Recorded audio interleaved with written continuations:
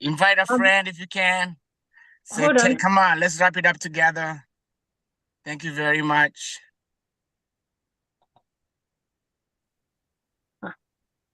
I see my desk.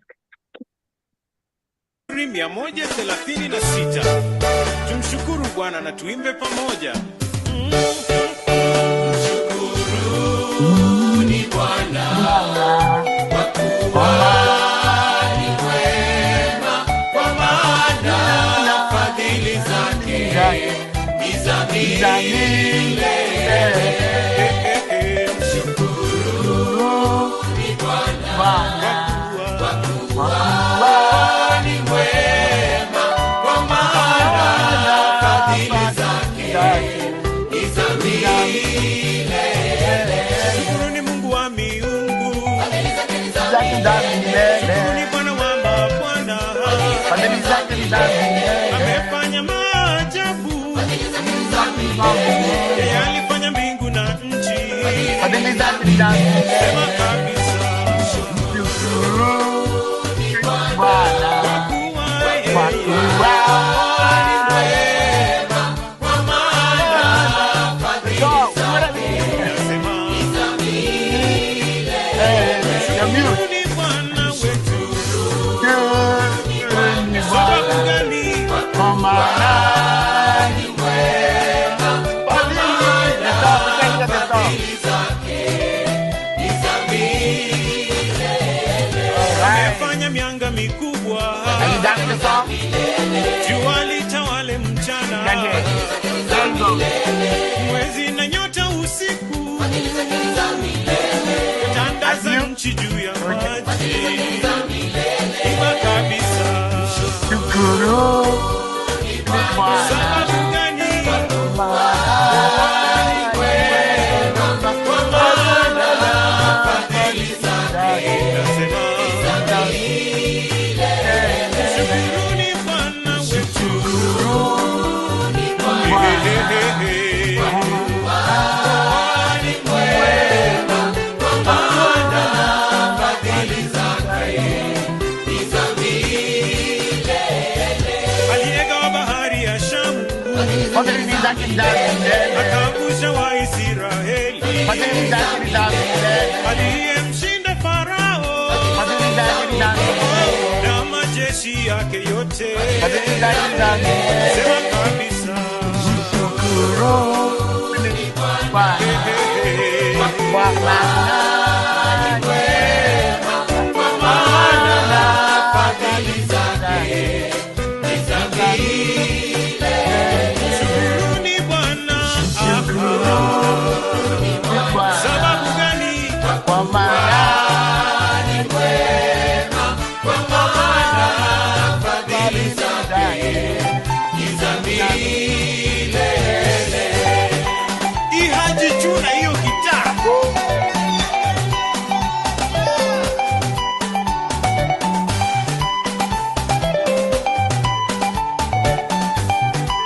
Ni vema kuhesabu baraka ambazo Bwana amekatuletea. Yeye ni mwema kwetu. Sema kabisa. Alright. Thank you everybody. Kama umchezei Bwana, utatuambia unamchezea nani?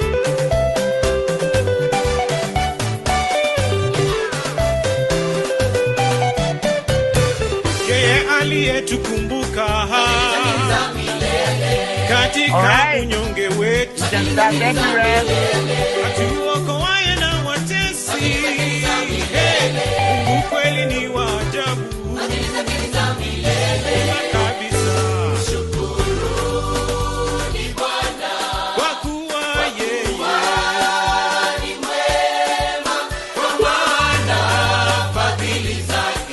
nasema, shukuruni Bwana wetu, kwani ni yeye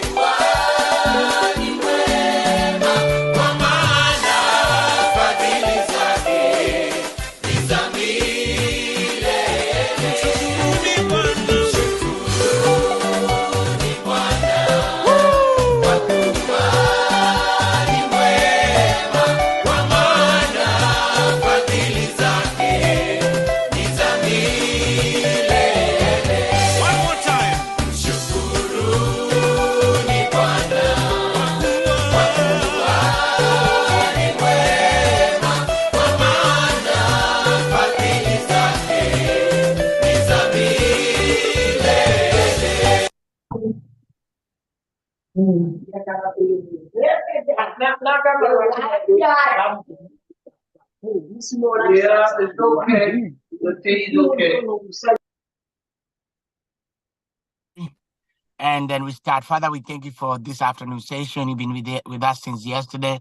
We welcome you. Thank you for everything. And it's in Jesus' name. Amen. Thank you, everybody. As we said before, we've been here for a while. And thank you for supporting us for so many years, 6 years. And we meet monthly and ongoing, no getting tired. Thank you because of you guys. We keep going. And thank you for your support. As we start, I'll hand it over to Reverend Wamboy to introduce us to the first guest. Thank you, thank you. Morning session, yesterday's session was on fire. So let's wrap it up. Thank you, Rev. Appreciate it. Thank you, Mr. Reverend Anthony Kamnau, and thank you for everyone who has joined us. And we have started. And the reason we play like praise and worship music, good mental health also means when your brain is tired, as we have been on this monitor since morning, you exercise your body. When your body is tired, you exercise your mind. When your mind is tired and your body is tired, what do? You rest. That's what you are learning from Captain Daniela. And I call her Captain Chaplain Daniela. Disclaimer. Mental Health Stars Association Incorporated, the organization does not seek to be in conflict with any medical or psychiatric practices, nor any church, any religion, any spiritual practices, any religious doctrines, beliefs, and practices. The information provided here is for educational purposes only. It is intended for your general knowledge. The information provided here should not be a substitute for medical advice or treatment from specific medical conditions or disorders. If you have a problem, seek prompt medical care for any specific mental health or psychological issues. Treatment modalities around your specific health issues are consented to between you and your physician. The organization is not responsible for a person's disease, treatment, negative medication effects, or their healing and recovery. Thank you. We are Mental Health Stars, and this is our 6th annual Mental Health Awareness Conference. Back to Mr. Kamnau. Yeah, thank you very, very much for that. As for now, we'll first of all invite our guest.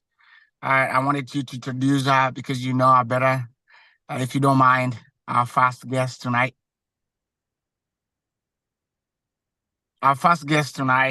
Yes. Okay. Go ahead. Yeah, go ahead. The good thing is she has been with us before. We thank you so much, and we are honored to have you, Mrs. Judy Ole-Perry. And we have shared together other platforms like Marriage Dynamics National Forum. And I'm going to give her an opportunity to speak for herself because she also practices in about 3 states, Washington, Arizona, and Texas. So I would like you to take maybe the first 5 minutes to tell us about you. And if you have a website, we can put it on the chat because so people can reach you. We are real. Although we are dealing with education and information, in case someone has attended this conference and they are in need tonight or today or even now, you can reach us. You might feel alone, but you are never alone. We say that here in the diaspora community, we are here for you. We have done these 6 years of discussions monthly because we value our people, because I believe personally that prevention is the best thing that we can do for our community. It's less expensive and it's such a blessing. Intervention is very costly. So that's why we are sharing with you. Mrs. Ole-Perry, Judy, by the way, it's a Georgia culture that the culture we are talking about this afternoon is a Georgia culture that women are addressed as Mrs. if they are married, or Miss, or Mister. This, we do this in Georgia, we say Mister. If you're stopped here, you say Mister, you Mrs., Madam, Sir, including all our students. So that's why when I have a little humor. When my husband came to our school to speak, he was here this morning, and the people called him, "Good afternoon, Mr. Wambui." And my husband came home and said, "Why didn't you tell people you're married?" I said, "I told them they could not pronounce Wambui on Joroge, so I thought Wambui was easier. That's why they were calling my husband, "Good afternoon, Mr. Wambui." And that is, we are not the ones, in my family, we don't call anyone with a feminine name. And please understand. So welcome, Sister Judy. And this is your time. You take about 15 minutes to present, and you have time for questions. Then she'll be followed by Mr. Kibiru. Willie Kibiru. And he'll talk about culture again. I believe he has a PowerPoint. And after he finishes, we are going to have Dr. Hemi. We really enjoyed his presentation last year. We will ask for it. We should have had him back, not just wait a whole year. It's the kind of a message you will not hear in my church. I don't know about your church. We don't talk about these things in church, but they are so, okay, you have to ring a bell for me sometimes, but let me ring one for myself and say, we are not failing because we are not good people. No one is failing because they are poor or they don't have a job or they don't pray. You know, people say, "Oh, they are not praying." That's the children. The reason we are failing is for what? Practice. We have a lot of theory, but from here, today, we are bringing it. We want to tie theory and marry it to practice, so that we can get into a habit of practicing. Welcome, Sister Judy, and thank you so much. Thank you, Reverend Wambui. I don't know, that is so funny that with Dr. Joroge being called Wambui, but that's a story of another day. My name is Judy Olepere. First of all, I'm a born-again Christian. Above all, she said to start talking about myself, so I will talk. I am married. I have 4 children. Actually, I say 3, but I have an extra child, so I have 4. And I have a grandson. His name is AJ. He's 4 years old. He is the joy of my life. My husband and I always say we should have started with the grandkids, if possible.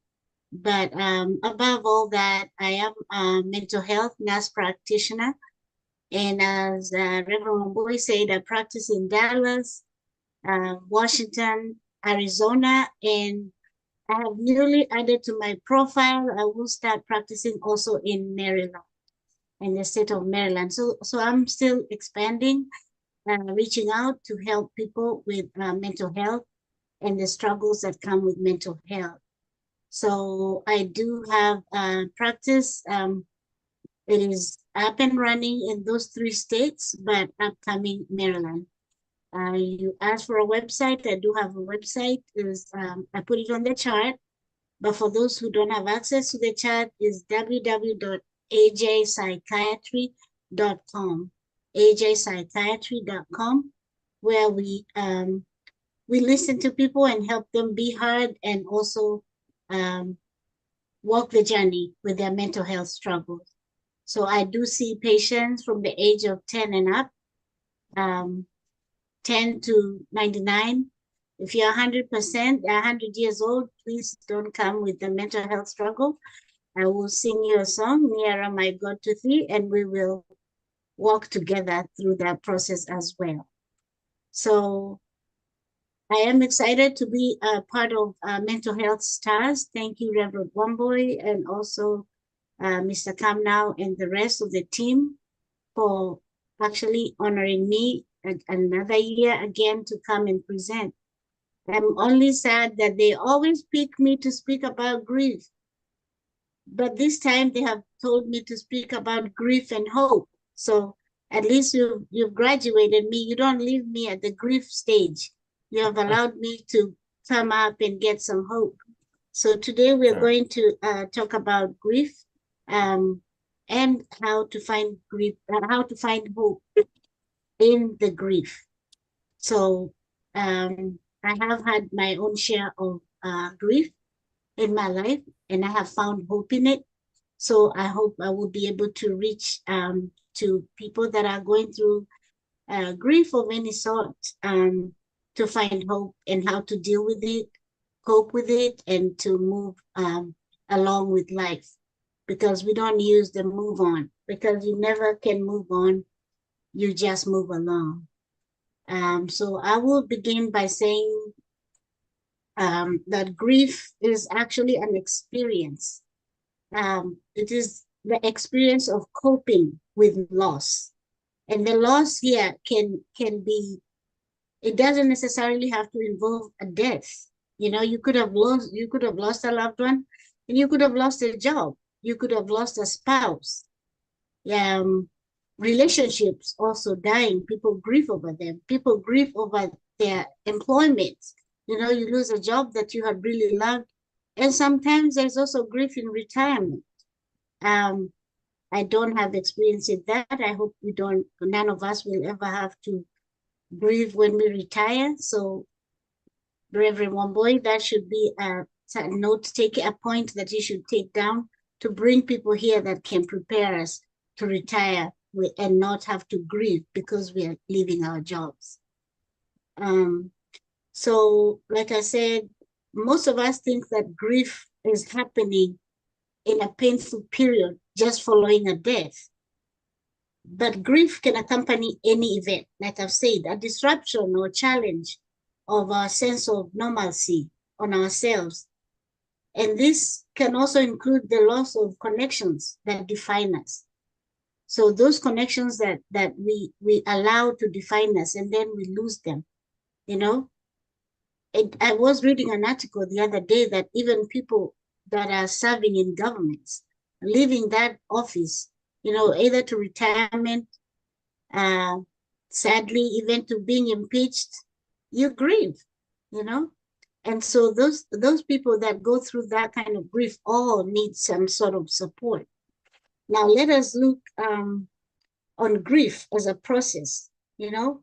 It is a process that involves our emotions because it's emotionally, physically, and spiritually painful. And now when you talk about pain being unbearable, sometimes the pain can seem unbearable because it's a combination of so many emotions.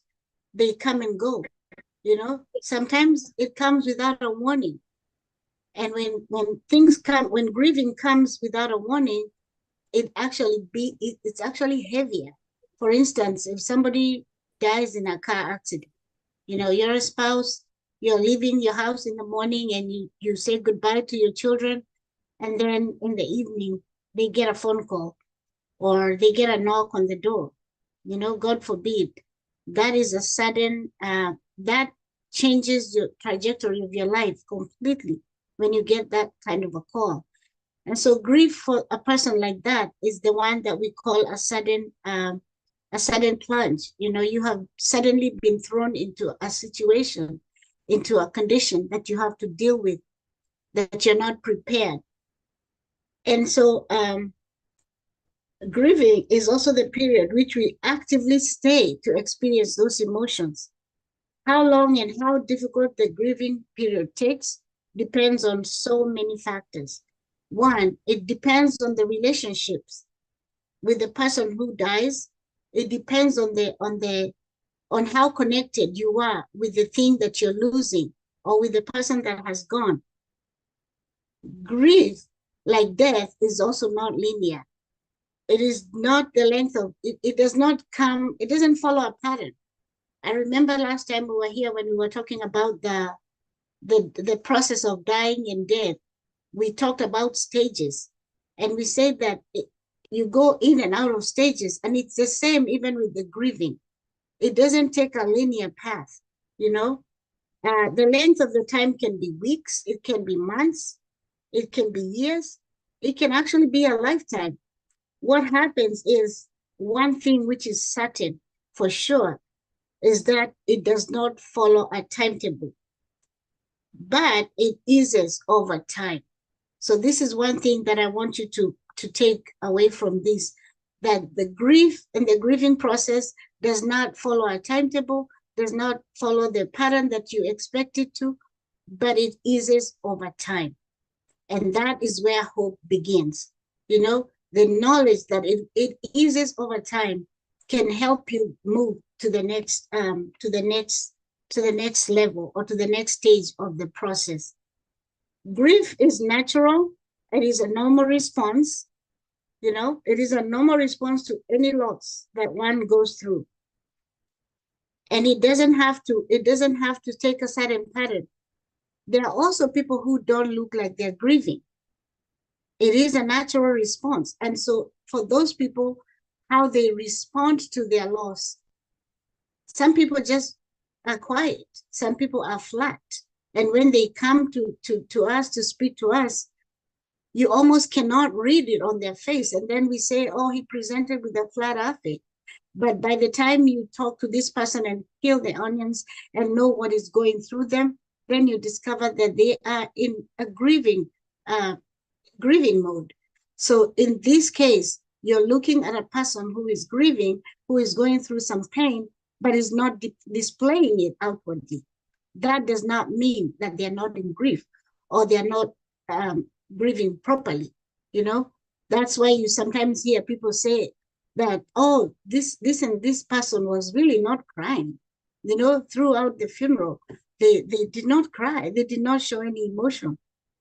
Those are the worst people when it comes to the grieving process, because what they present is not what is going on inside.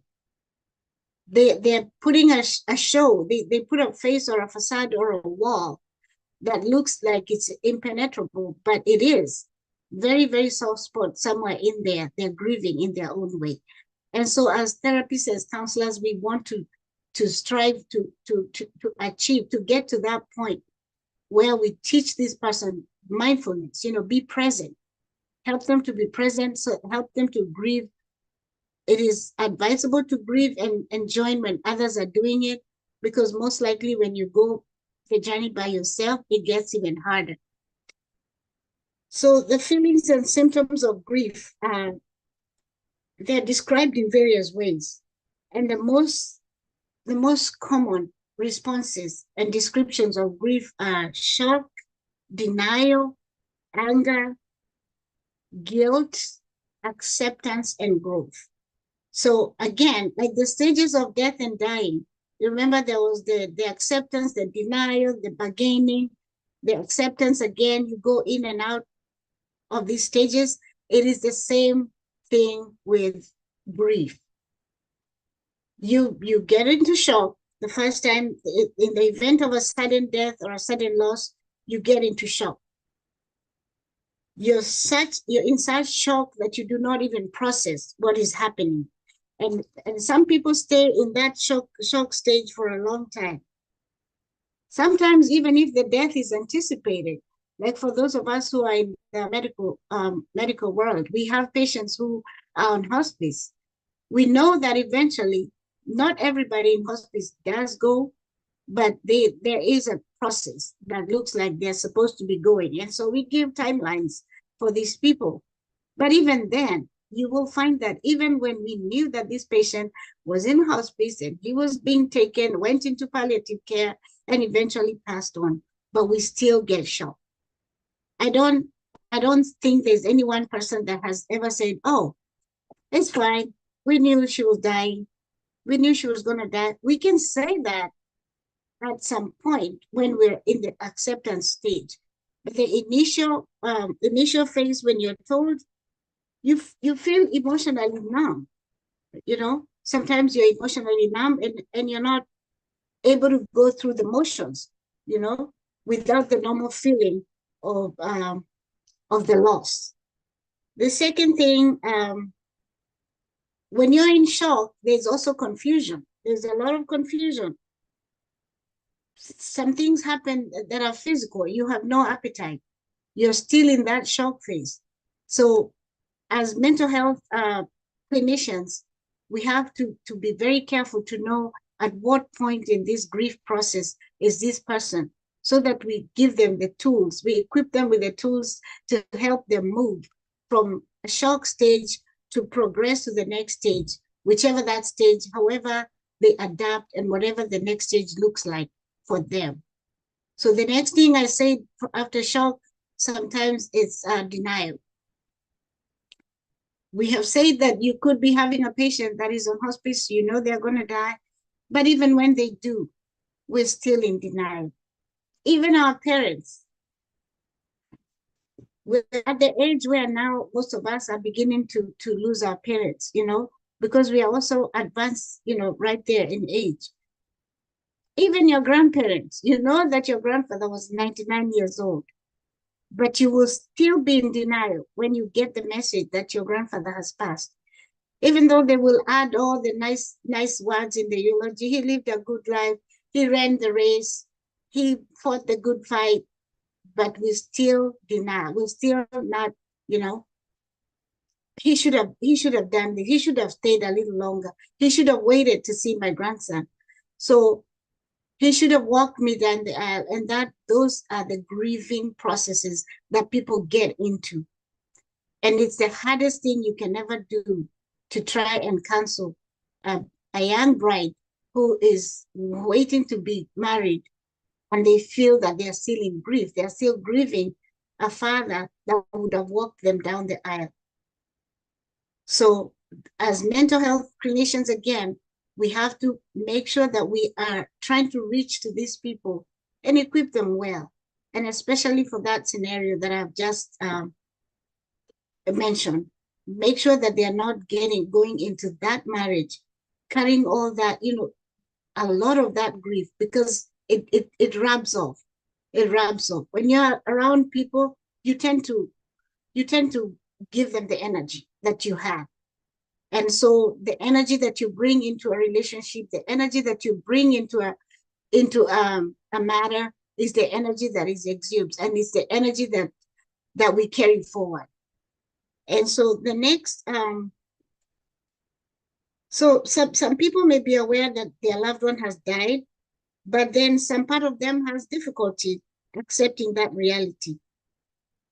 It is not uncommon, and this is something that I have seen a lot, to imagine that the deceased will walk through that door as if nothing happened, you know? Some people respond by leaving the bedrooms unchanged or make future plans. Some people just leave their clothes there.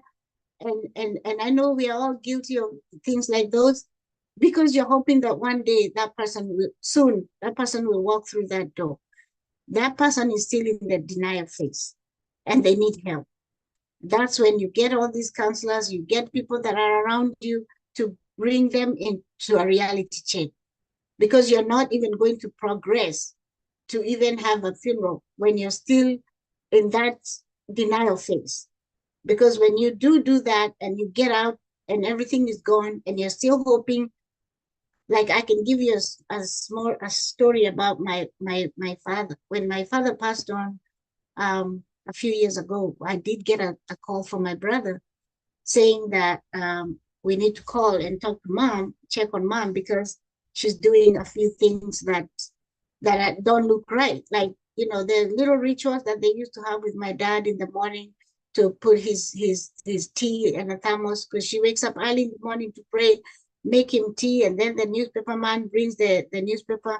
My dad used to like the crossword puzzle on the Daily Nation. And my brother noticed that my mom is still preparing that thermos a few months after he had gone. And when my mom was asked why she's doing that, she said, "Oh, I just forgot."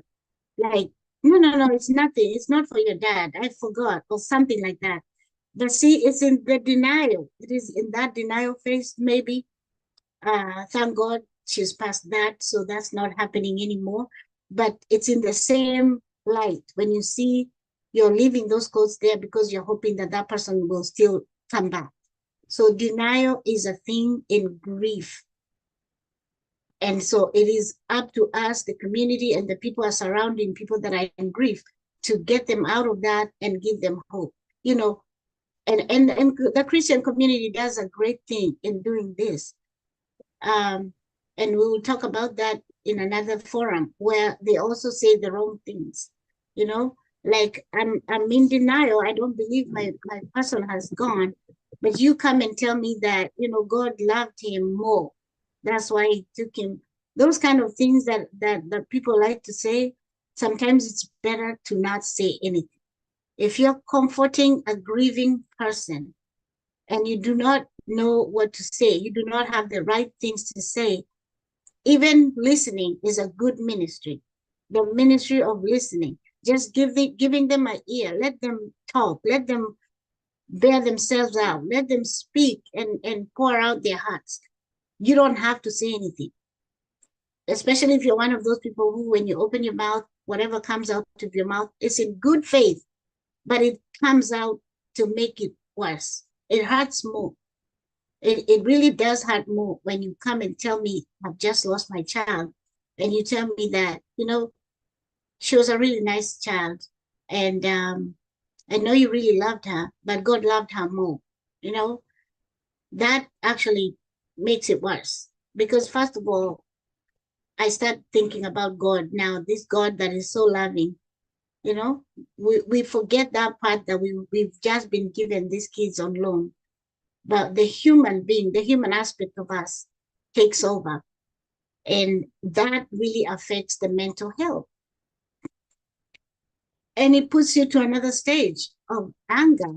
So anger is a big stage in grief. It is a big, big stage in grief.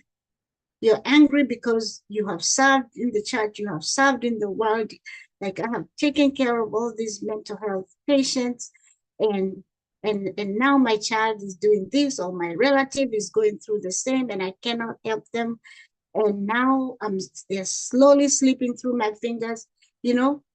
And another thing that I want to highlight about grief, it does not always happen when the loss actually happens. Some situations, we start grieving long before the loss. You know, you can see how the trajectory of the life of your loved ones or your patients or your friends, you can see the trend, and you can tell that this loss is coming. Even relationships, you know, sometimes there's a joke that we usually joke in my house, and it really isn't a good joke, but it happens a lot. Like when a child is rebelling and you're forcing them. My husband used to make my kids stand up when they're talking to us.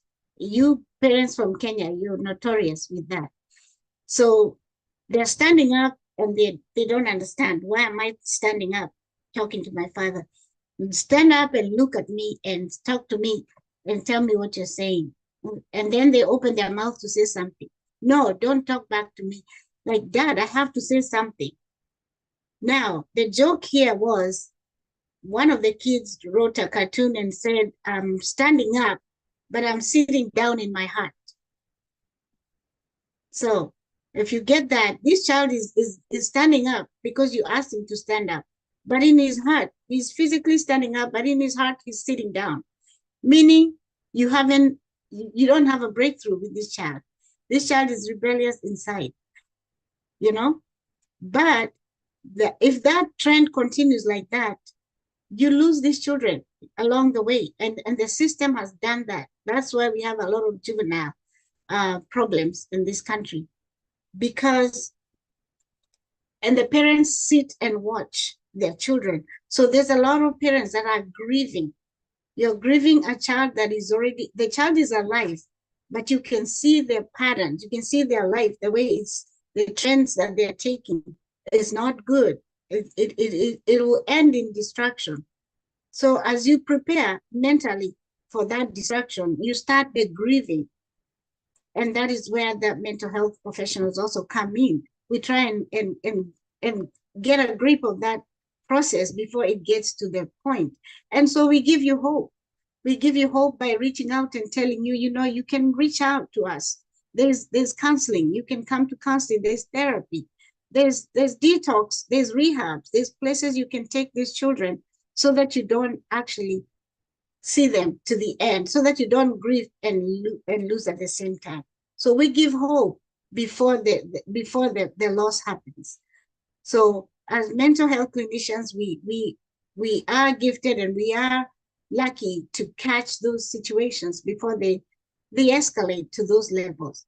So grief again here starts even before the loss in some situations, right? In relationships, even with couples, and probably Dr. Hema will touch on that. I don't know if his topic will talk about the before. Relationships sometimes we grieve these relationships as they're going on because you can see that they're headed to doom. So grief does not necessarily have to be because of a death. It can be something waiting to happen, and you start grieving for it before it happens. So the other thing that happens is that there's a lot of guilt in grief. Few survivors, they escape feelings of guilt and regret, saying, I should have done more, I should have done more for this child, I should have done more for this nation, I should have done. Those are words that count many people. And for many, it's hard to find the reasons for this guilt. But again, it's natural to reflect and consider, ways that you could have done things differently. Or should have been done, if only I had known, if only you had told me. So when you're in that if only mode, it is very hard to get out of grief. You can grieve for a long time when you stay in that mode of, I shoulda, coulda, woulda.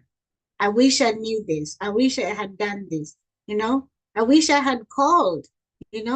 I think this morning, I'm not sure, but I think we were reminded to call, to check on our old people, check on our parents, check on our relatives. I've had family members sometimes bring families to a nursing home and they don't come back. It grieves my soul. And luckily, some of the little ladies are so old and demented that they don't really realize that they've been abandoned. And so their care, the guilt is actually left on the caregivers. The caregivers are grieving for this little lady that has been left under their care, but the good Lord has protected this lady from the grief by giving them the gift of dementia. So let's be considerate about, how we live our lives and how we're taking care of each other, so that we're also not transferring issues. We're not transferring our responsibilities and our grief to people that should not actually be dealing with it, and God forbid, don't abandon your parents to the point where they're grieving even before they've gone, and then you end up grieving them even more, now wishing, I wish I could have.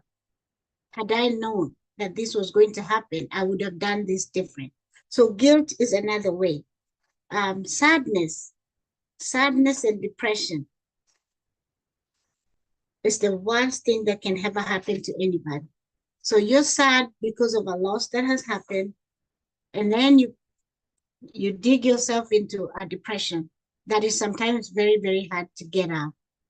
We've had people that have gone through grief, and in the process of grieving, they also end up, doing things to themselves.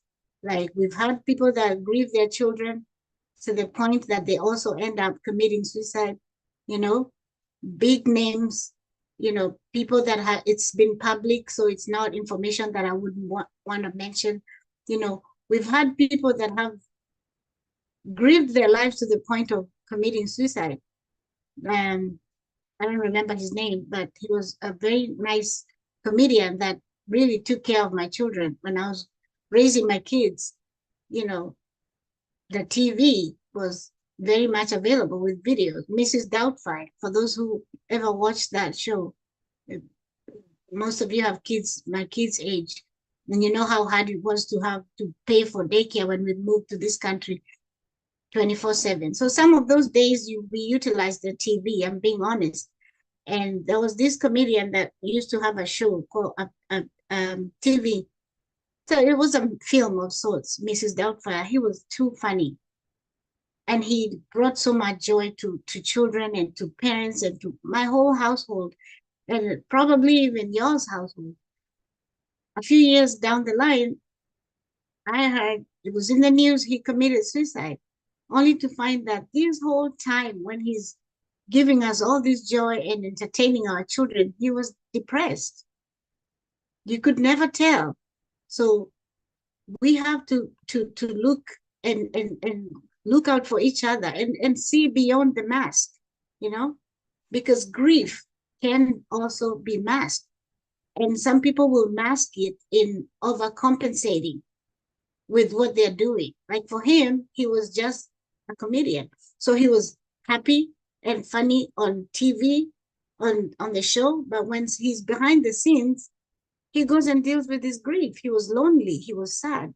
Most probably he was sad because he probably didn't have kids of his own, and here I am entertaining all these kids, you know. I don't have a family, a happy family, and here I am keeping all these families happy and together.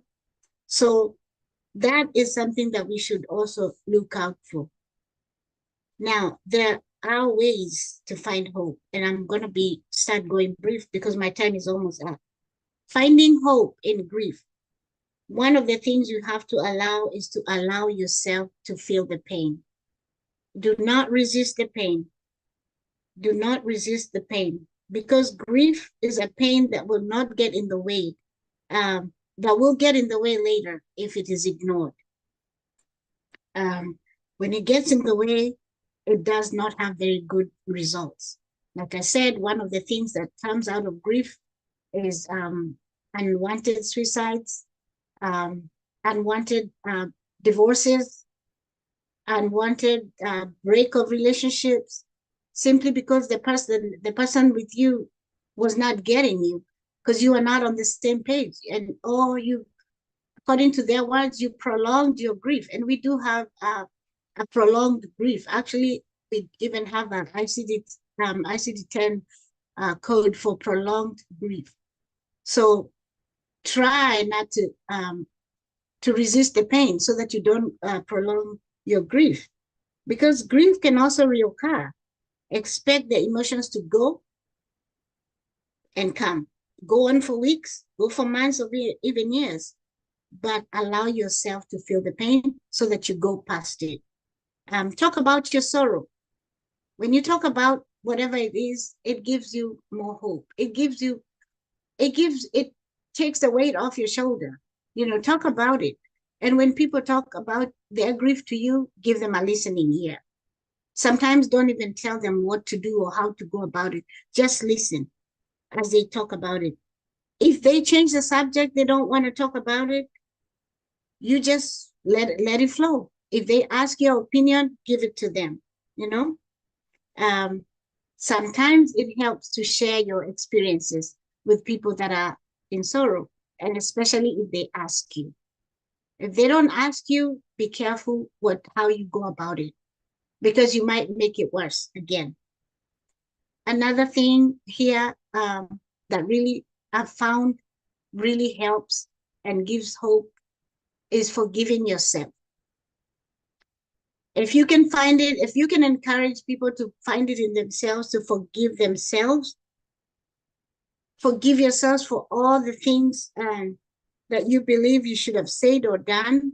Forgive yourselves for all those things that you've been guilty and regretting about. Forgive yourself for the anger, the guilt, and the embarrassment you may have felt even while grieving. You will be able to move forward. You will be able to face a next day. You will never be able to move on. Like I said, sometimes that word move on is used very loosely. And you can move on if it's just a relationship with you can go marry again, but you have to deal with that grief. You have to deal with it really well. But if it involves a death, that person will never come back. That is why I mean that when we use the word move on, we should be very, very careful not to step on toes and not to hurt people more. because they're already hurt. Another thing you can do is eat well, exercise. Excuse me, eat well, exercise, get enough sleep. When you do this, you wake up feeling better because your body also needs the energy. It needs to rejuvenate. It needs to grow every day. So grief can be exhausting because as much as it is a mental thing that people think it's just emotional, it can be physical. It comes with a lot of things. It comes even with anxiety. You can have physical manifestations of anxiety where some people have gone to the emergency room with anxiety attacks. They say they feel the palpitations. You go there thinking you're having a heart attack. So they rule out everything and they say, you have anxiety. What is it you're going through? And then that's when you start telling them, oh, I lost my cousin, I lost this and that.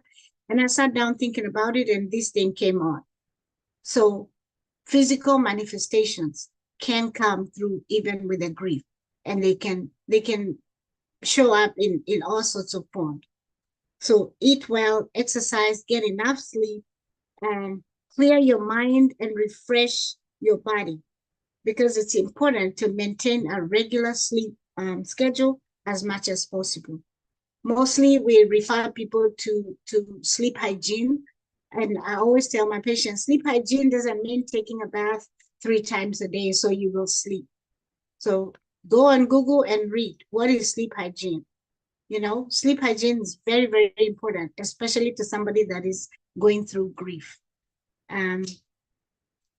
Indulge yourself when you can. Take naps, pamper yourself, read a good book, listen to your favorite music. For ladies, get a manicure. Man, go for a ball game, do the things that you like to do, or even rent a movie. And it takes time, but allow yourself to live again through the loss. Because network, if it's a job that you lost, allow yourself to get out again and network with people like minds. Go on Facebook and let people know that you're available for work. Do something that will distract you from your woes, something that will comfort you and get you involved. Again, we're going through the holidays now. This is the holiday seasons. Holiday seasons and anniversaries are the hardest things for people that are grieving. So they can be very difficult because this is when maybe you have the death anniversary of a parent, death anniversary of a child. It can be hard. So prepare yourself. Even if you think you have progressed, go find a therapist, because these days they bring back memories that are very, very painful. There are places that I always send people to. There's a website called GriefShare, griefshare.org. If somebody can put that on the chat for us. griefshare.org. There are locations everywhere. You put your zip code in Google and you will find a GriefShare near you. You just write GriefShare near me. Then you put your zip code in. You will find locations that have GriefShare everywhere in the United States. And I've sampled that. I've done that and put different states and just wrote GriefShare near me and it pops up. This is a free platform where you can go and share and meet with people that are going through the same processes that you're going through. Same grief. They've lost their children. They've lost their jobs. They've lost their... So GriefShare, mostly they're housed by churches. Mostly they are housed by churches, but they are not run by the churches. The churches just house them because they're free. Nobody pays for anything. You just go in there and the mother church or whoever that church is will give you some snacks and, little pamphlets if you need anything. And then you just meet people from all walks of life. You do not necessarily have to belong to those churches to go there. So they could be held anywhere, but because it's free and the churches usually have free rooms, I believe that's why the churches got together and decided, to help. So Grief Share is one free place. Of course, it cannot take away from individual therapy or group counseling for those that need to have that. So seek support. Grief support groups can help you recognize your feelings and put them in perspective. Spirituality can also add increased support for people dealing with grief and loss. For instance, prayer and meditation, scripture readings, they can help people. You know, many faith communities offer support groups for people in grief, in addition to pastoral support. So for those that believe, you know, in God, reach out to your ministers, reach out to church. You do not necessarily have to go to your own church. I do not know one church that has grief support that has turned away somebody because they do not go to their church. You know, that's also an outreach strength. If you feel that you do not feel comfortable to reach out to your home church, you can go to any church as long as they're aligned with your belief and they aligned with what you believe.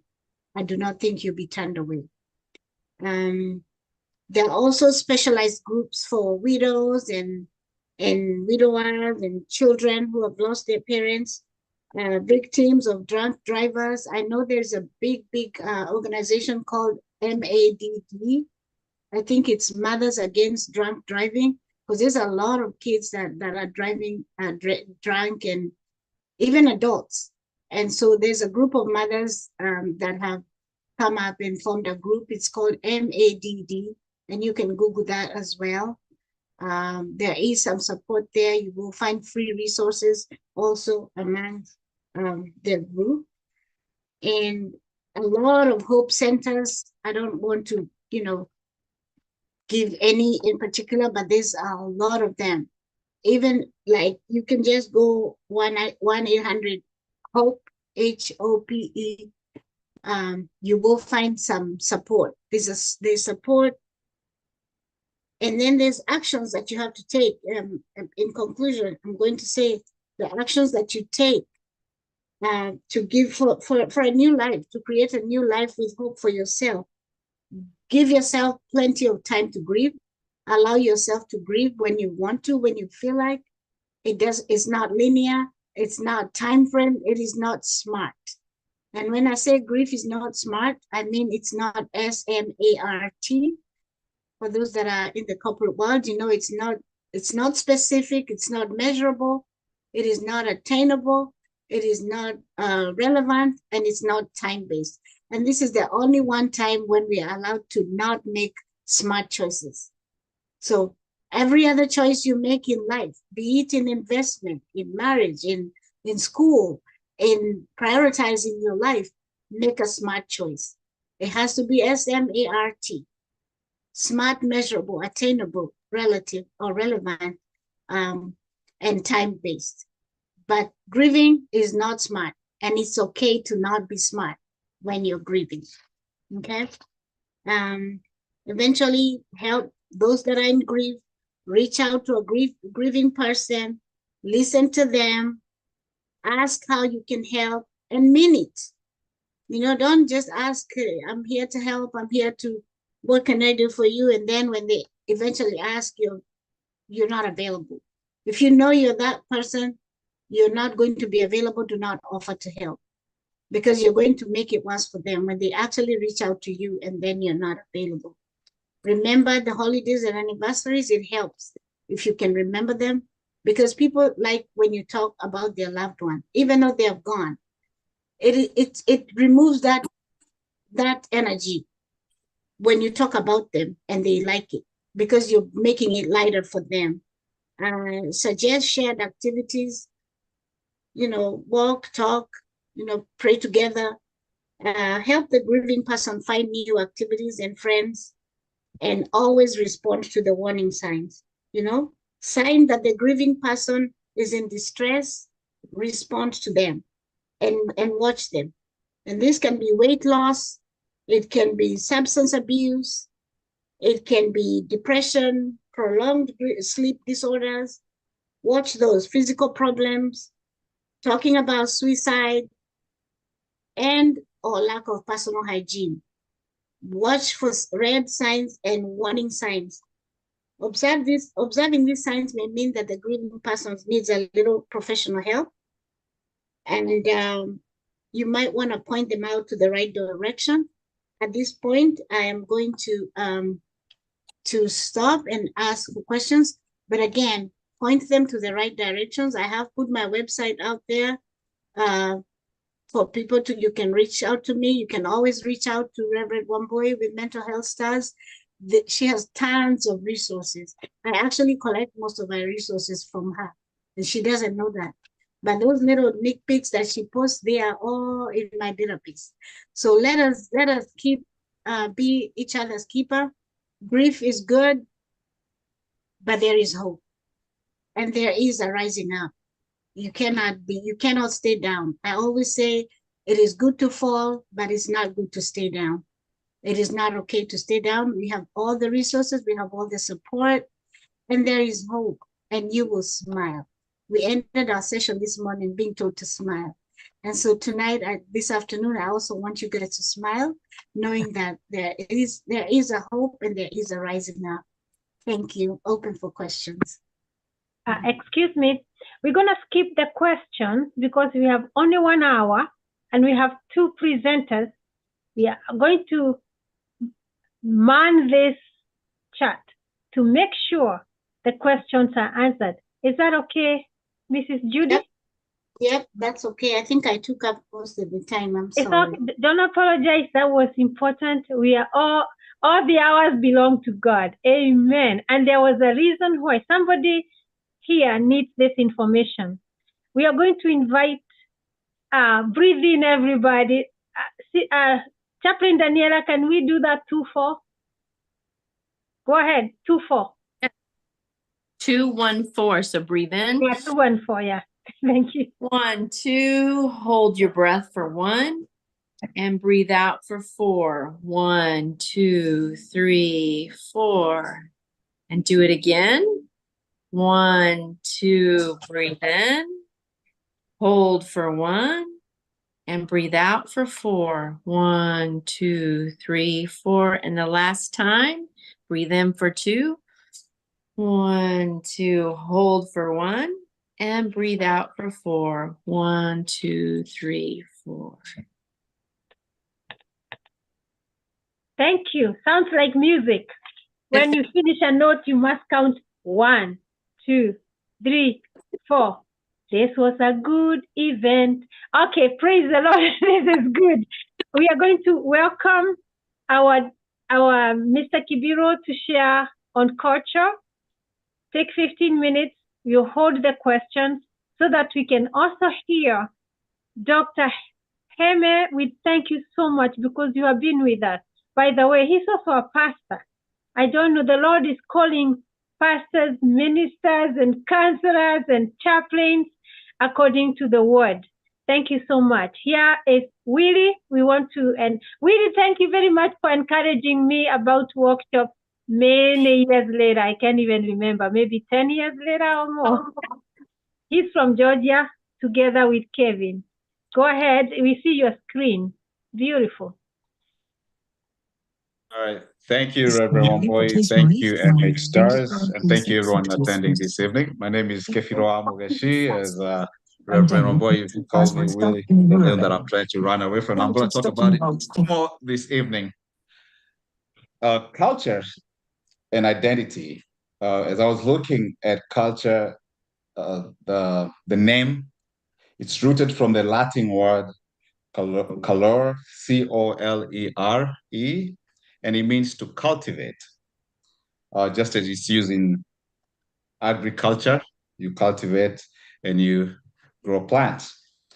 And as far as culture, the way we know it today in terms of human behavior, it goes back to Cicero, who's a Roman lawmaker, philosopher, and a statesman. And he used the word cultura animi, cultivation of the soul. So the Roman Empire, they were trying to cultivate the soul of people to bring them to enlightenment. And then we also do have British anthropologists Matthew Arnold and Sir Edward Taylor, who really viewed culture as in a speculative way. But it wasn't until excuse me,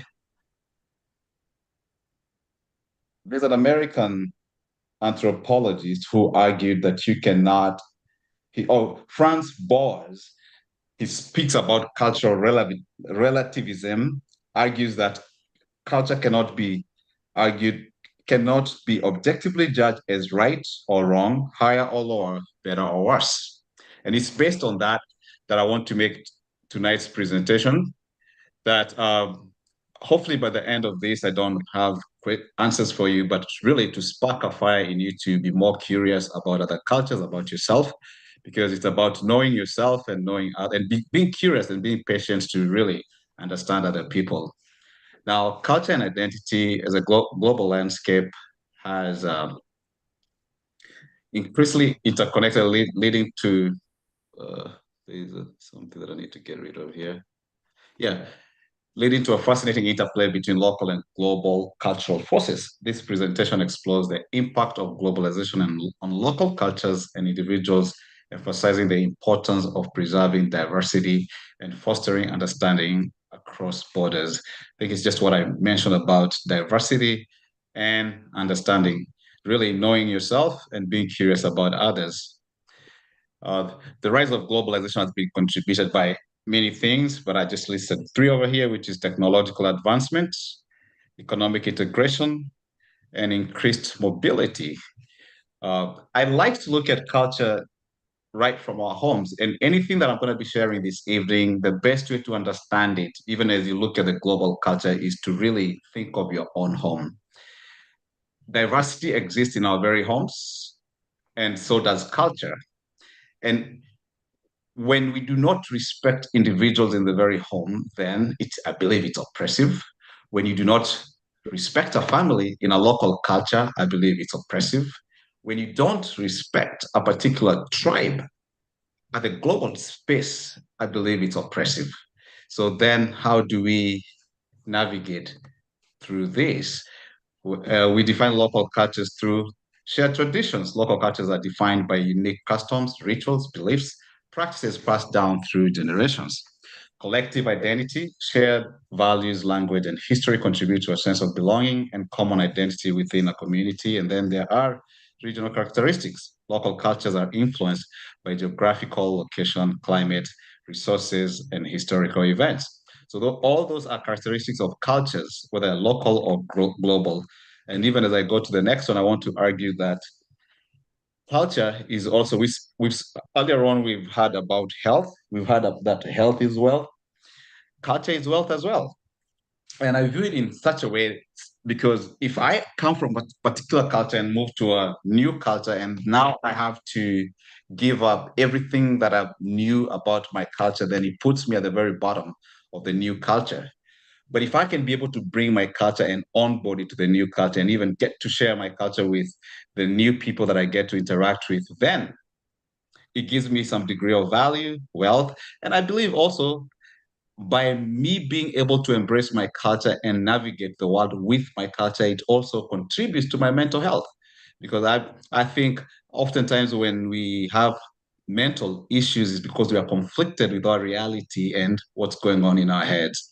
The culture that you are born into informs us, the way we think, the way we value things, and our belief system.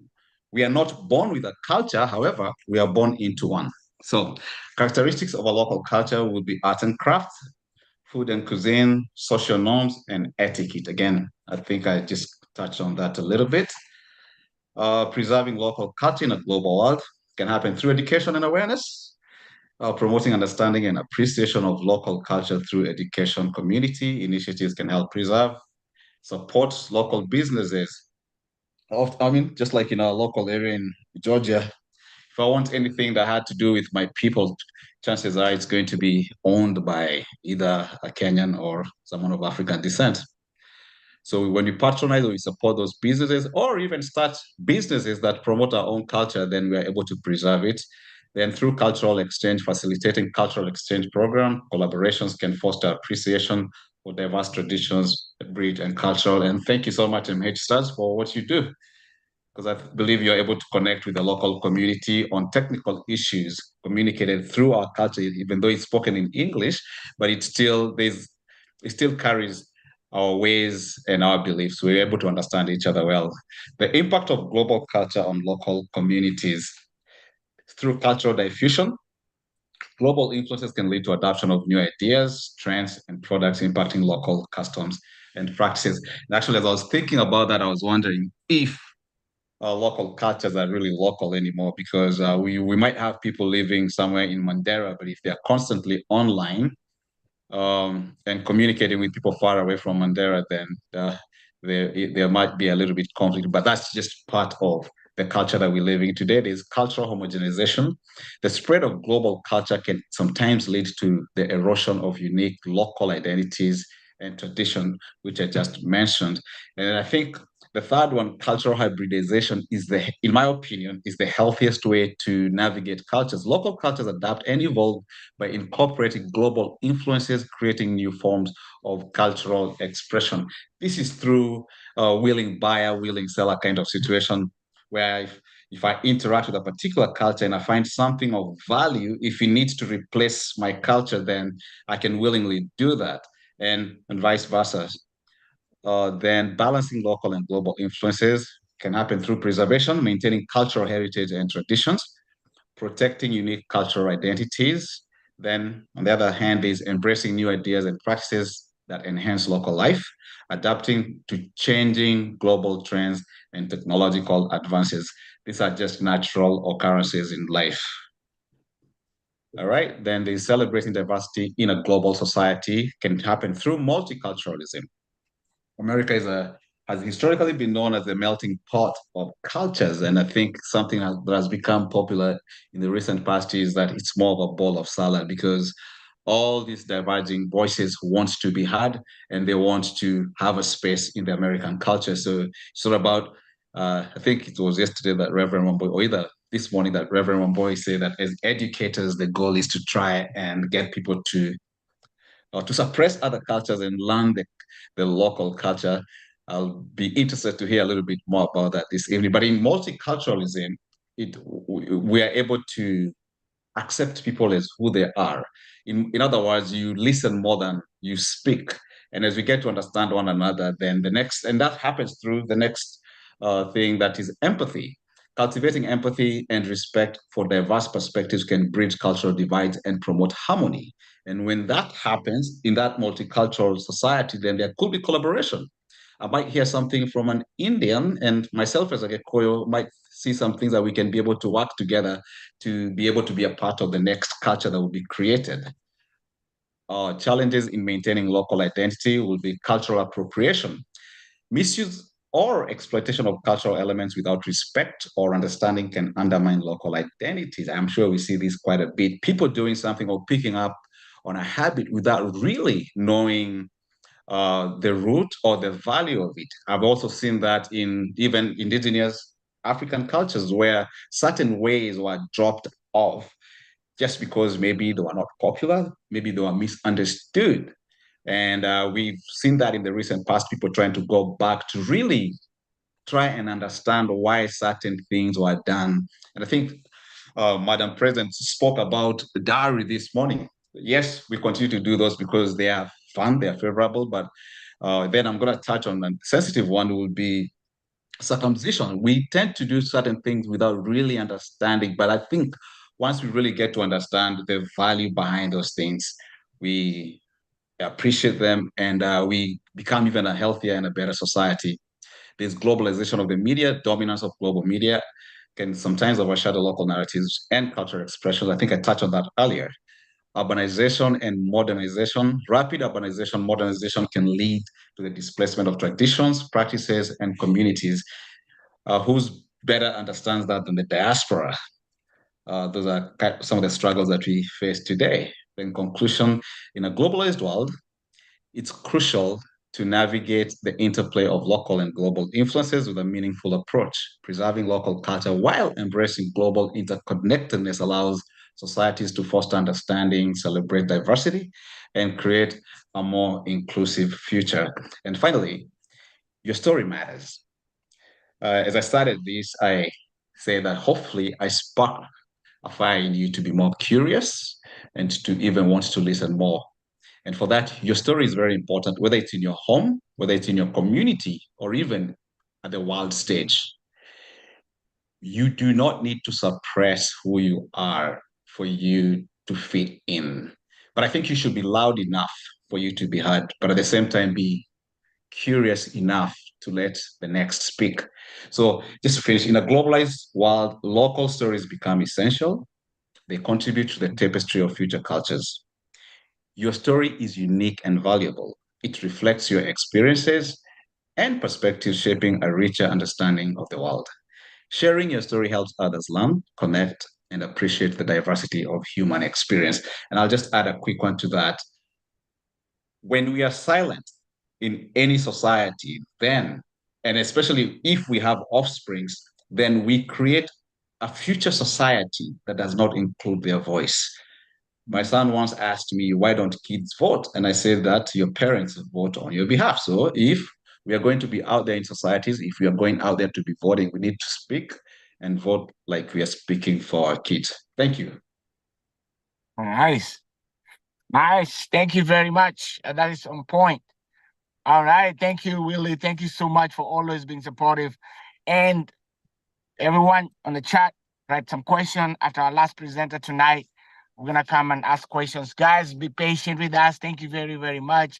Rev, you have anything to say? Otherwise, I'll go ahead and invite. No, I'll just say one thing as we can conclude that homes definitely affect the character of mankind. Second is education when you're young, because we spend so much time in those areas. They are our primary socializing agents when it comes to culture. And I'm sorry for immigrants, because although this theory is about melting pots and what have you, and multiculturalism and multiracial democracy is what we are seeing being rejected at this time. But we trust that as we continue to obey the laws of this land, you can read Romans 13, that's what I say. We are going to do a great thing with our children. It must begin at home. And my African friends, I tabled this morning and said, if your culture, there are some things I cannot practice in Kikuyu culture as a woman, and I did not teach them in my home, like paying dowry. Actually, that's another story for another day. But there are good things we can preserve in our culture. That being said, please put your questions here, because the presentations are so good, and to remind you that they have been recorded and you make them available. Welcome. Everybody now, you can smile.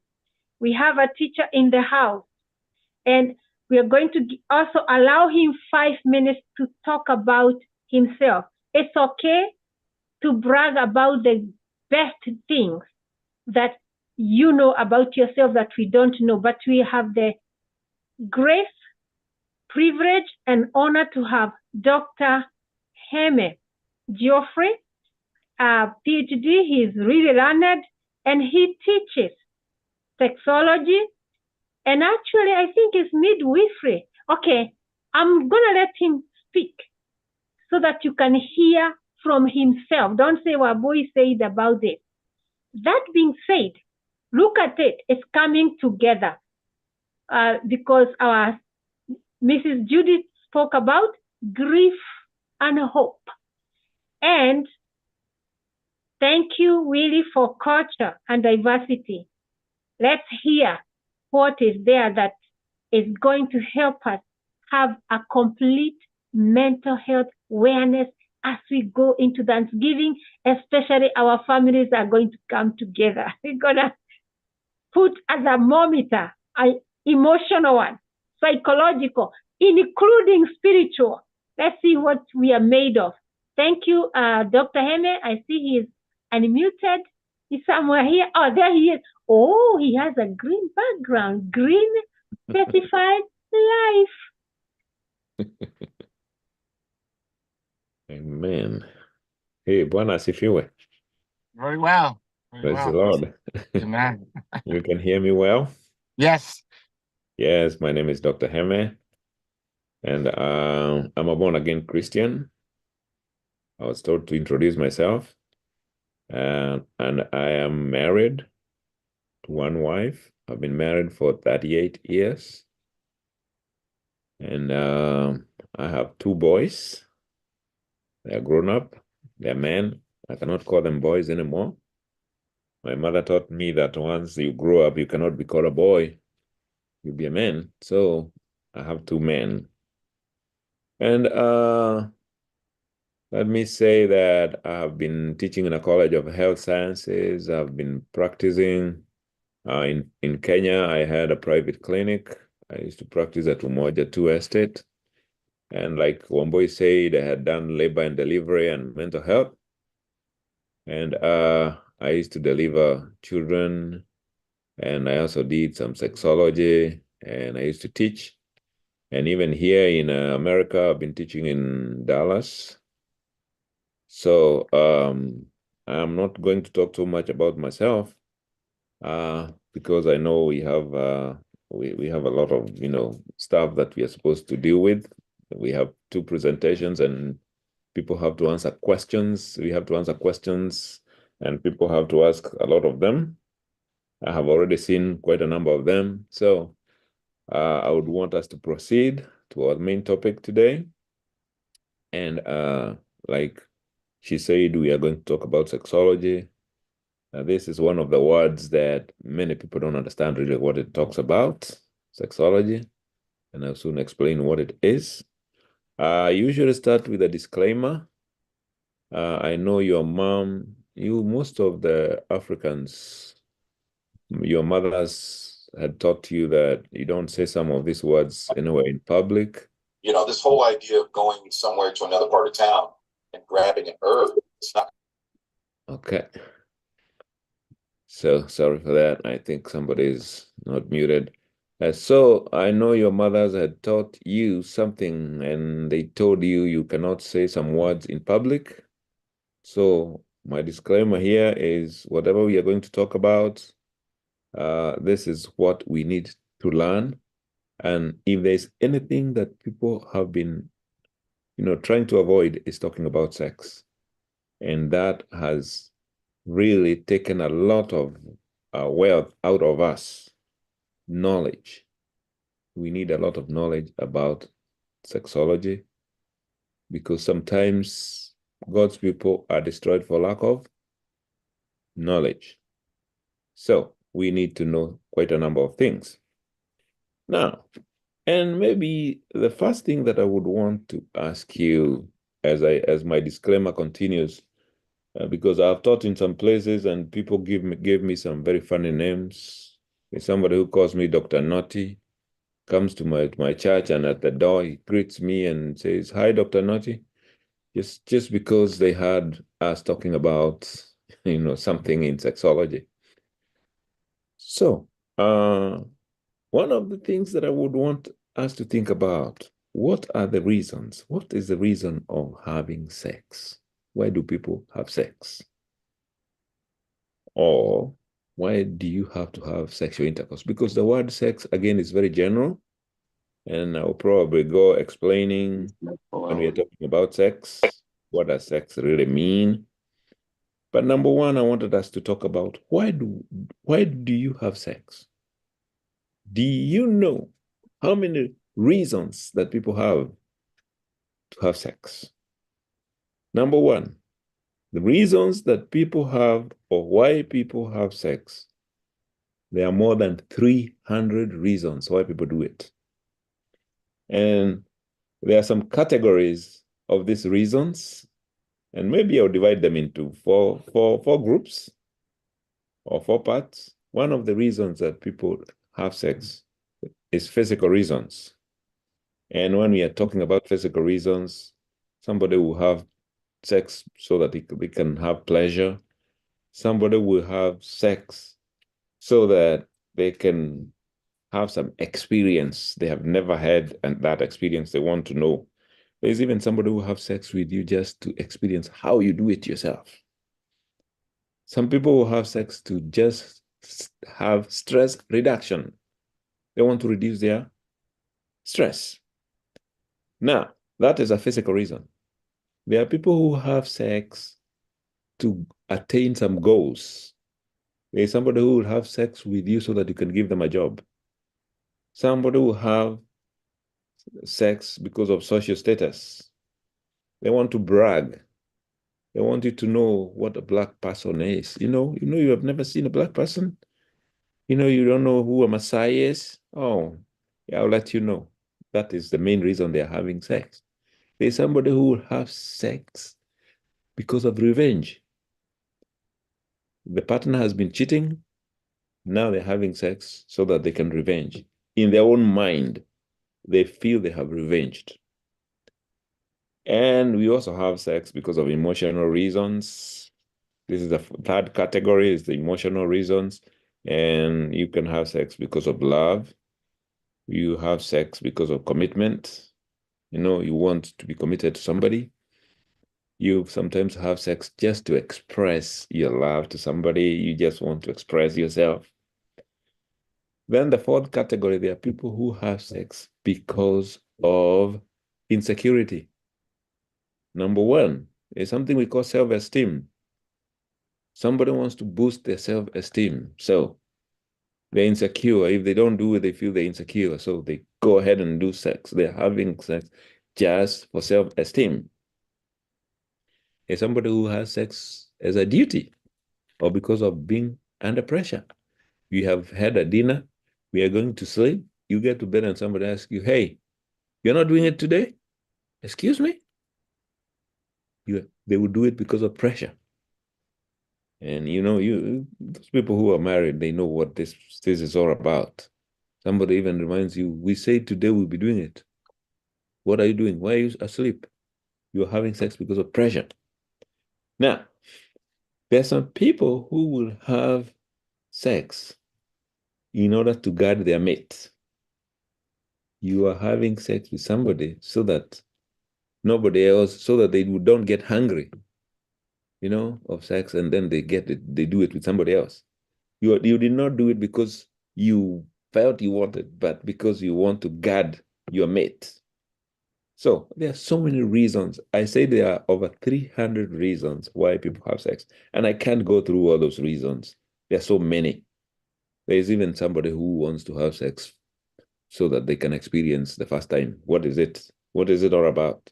And especially young people. Now, all that said and done, I would probably want us to go through something that I want to call the sexology benefits. Because when you get to know the benefits, even when you're doing it, you know that there's a benefit. Many people will probably just have sex because they want to have children, but there's more than that. And that is what I want us to go through today. So I want us to go through the benefits. I don't know if I can be able to share a screen. Can anybody see a screen? No.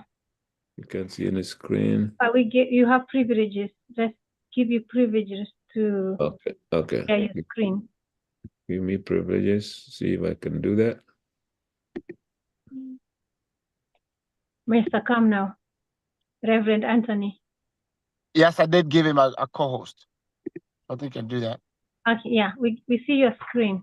Now you can see my screen. Yeah, yes, you are allowed. Thank you. Not mine. So I said today we talk about the benefits.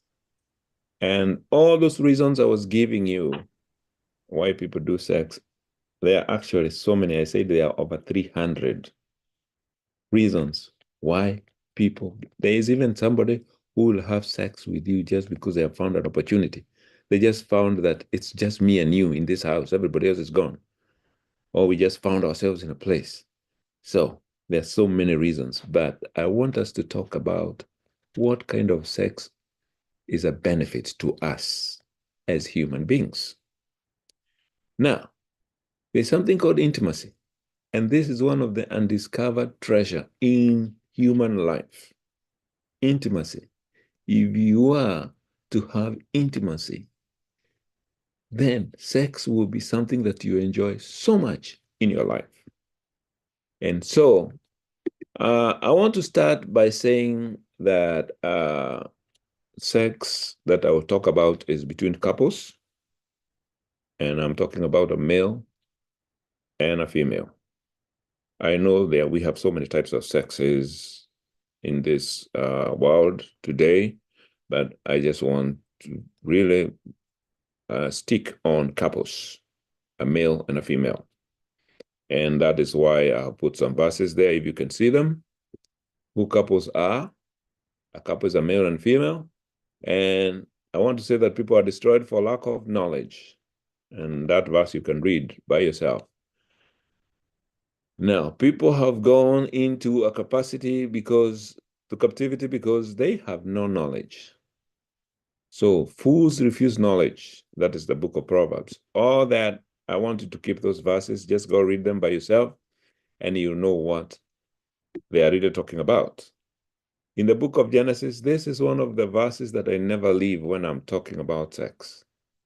Remember, I said I'm a born-again Christian, so I read the Bible, and I preach, I teach. So don't call me next time we meet. Don't think that I am mwalimu wa waganu. No, we are just learning things that we are supposed to learn in life. So now, when it comes to couples, I want to read the book of Genesis, chapter 5, verse 2, where we say that God created them, male and female, and then he blessed them and named them mankind. And mankind stands for man and woman. So he created them as a male and a female, but he blessed them and he named them a man and a woman. And that is who we are. So, when we are talking about sexology, this is the study of sex, or of the interaction of both sexes, especially among human beings. So that is what sexology is about. And the knowledge about sex and intimacy makes it very exceptional. And it makes you a special treasure.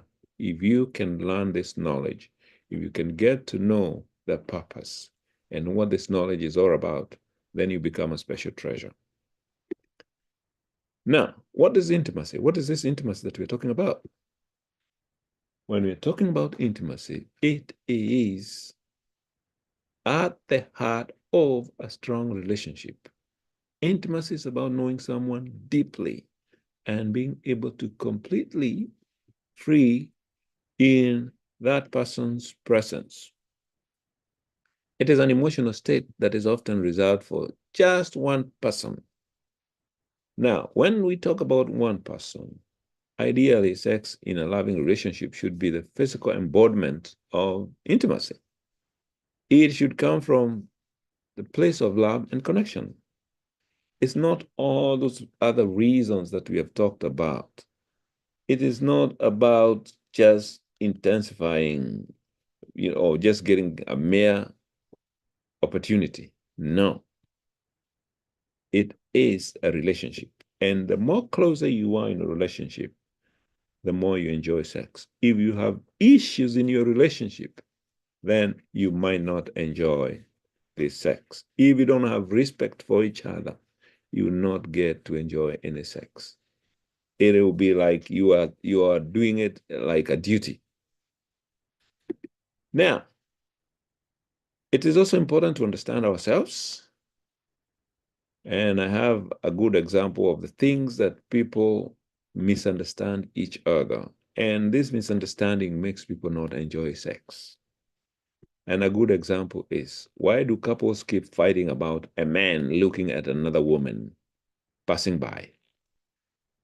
Even in the presence of, the couple is together, but there's a woman that is passing by, and a man looks at the woman, and his wife or his friend, the couple friend, feels so bad that the man is looking at another woman.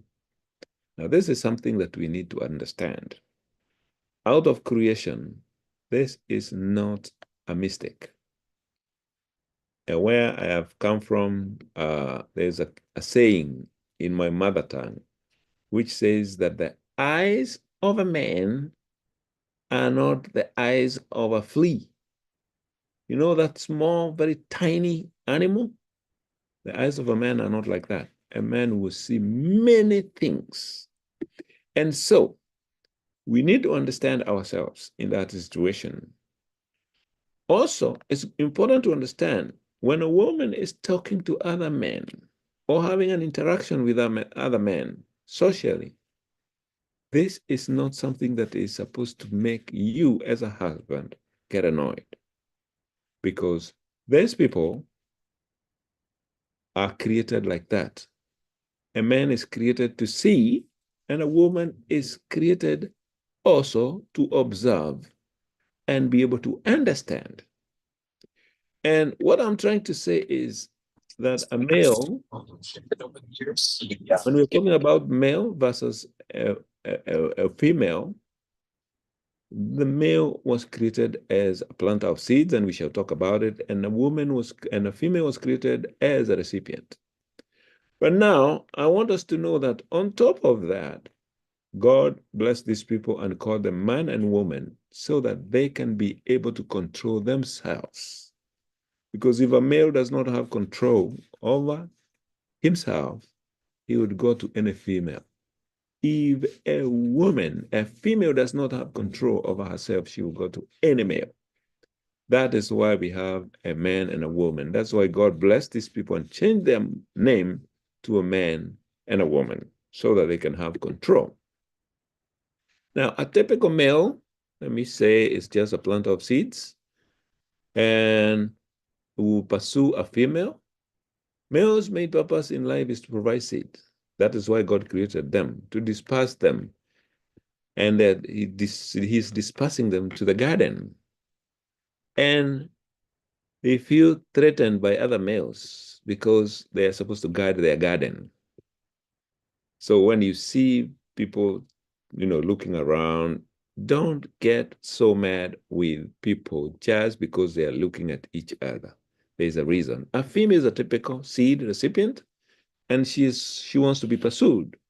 She wants the dominant male, well-known, strong, educated, and wealthy male to pursue them. This is the female in that woman that does this. But the man and a woman is supposed to control all this. So again, don't get mad with these people just because they're looking at each other, just because they're interacting, unless they're having some actions that are not permitted. Don't get so mad. And we will talk more about that as we continue. But today, the main lesson today is the benefits of having sex. Now, what are these benefits that we are talking about? We have seen what people do. We have seen the reasons that so many people have sex. But now I want us to know the real benefits of having sex. That was our main topic today. And number one, sex helps people to boost their immunity or the immune system. Now, sexually active people take fewer sick days. You know why? Because they are able to boost their immunity by having sex. How does that one happen? People who have sex regularly have higher levels of what defends your body against germs. What is this that defends your body against the germs? Against the virus, against other intruders? It is what we call immunoglobulin, IgA. And when you're having sex, you increase what is called immunoglobulin. And the immunoglobulin is the one that helps to protect you against diseases and fights all those germs, the viruses, and other intruders. However, this does not mean that if you're having so much sex, you should not take medication. You should take your own medication the way you're supposed to, what the doctor has said. Please continue. And eat right, stay active, get enough sleep, keep up getting your vaccines, and protect yourself against diseases. So don't just assume because the immunity is being boosted by sex that you will not obey the other orders. It's good to obey the other orders as it's supposed to be.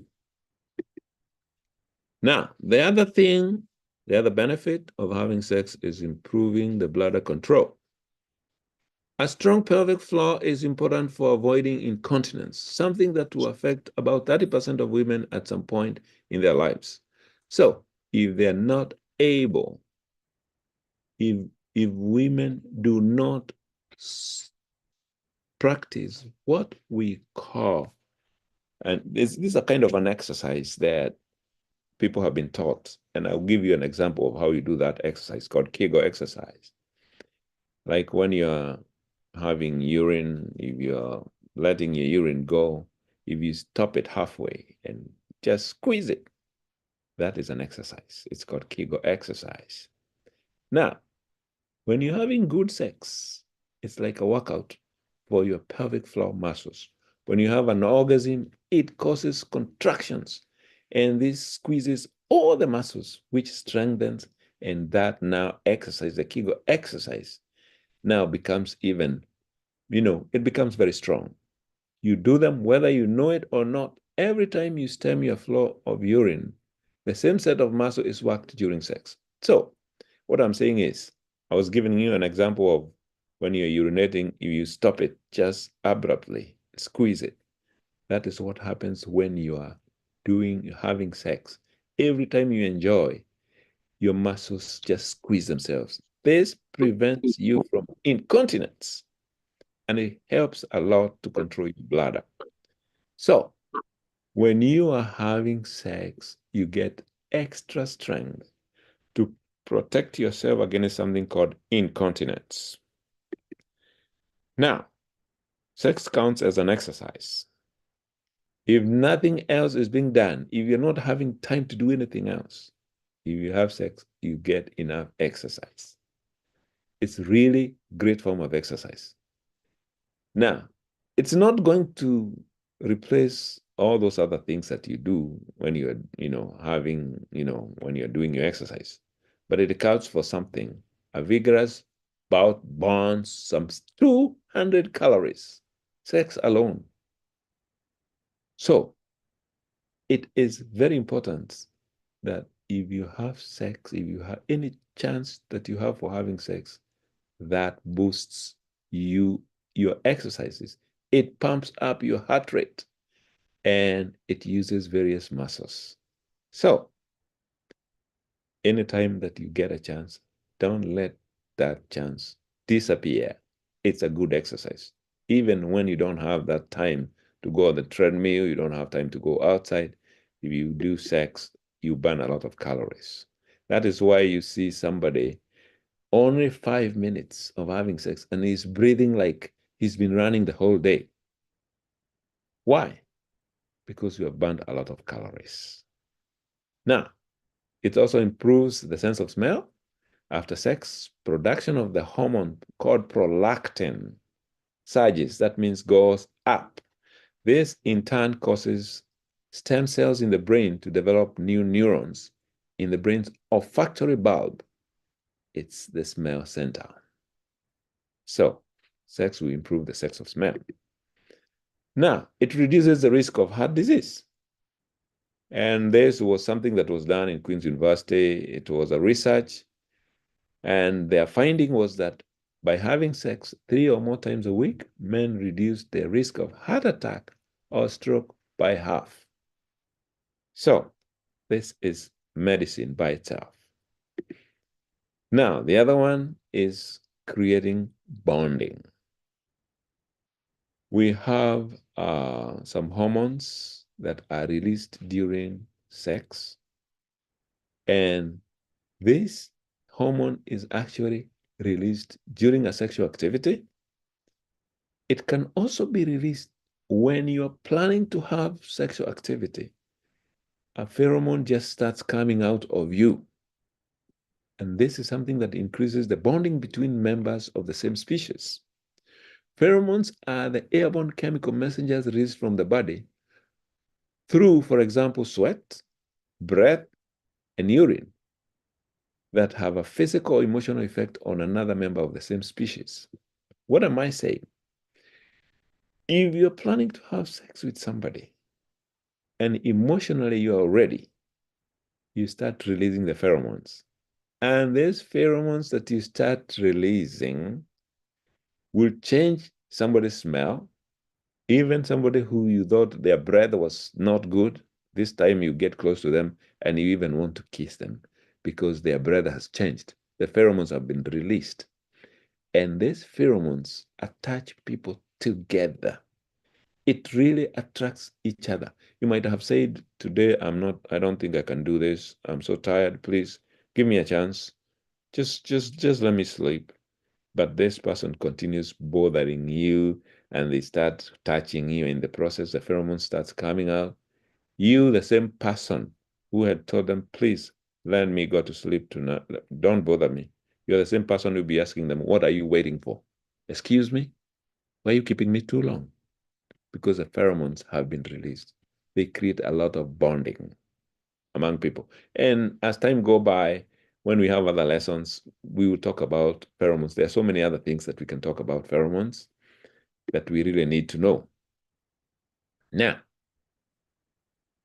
if you get very close to somebody and you are not ready to have sex with that person, I would want to tell you, please, if you can keep your distance, it's the best thing. I told you there are so many reasons why people have sex. Just because you have found yourself two people in the same room, but just by yourself, a man and a woman, male and a female.